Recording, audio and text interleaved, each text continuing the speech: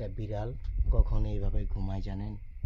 যখন তার বিশ্বাস হয় যে তার কেউ কোনো ক্ষতি করবে না, তখন সেইভাবে ঘুমায়। তার মালিকের সাথে জানে তার মালিক কখনো তার সাথে মির্জাফরি করবে না। তাই তো বিড়ালের ভালোবাসা অর্জন করতে অনেক দক্ষতা লাগে। কেন বললাম? রাস্তা থেকে পায়ে আনছিলাম এদের মাকে, কখনো ফালাই নাই, রাখছি আমি এখনো, যে ফালাবো না কখনো, যতক্ষণ থাকবে আমার জীবন।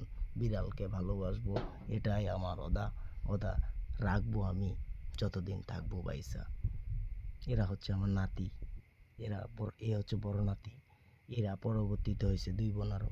এর নাম হচ্ছে সোনা, বাইরে গেছে, আর এর নাম হচ্ছে রূপা।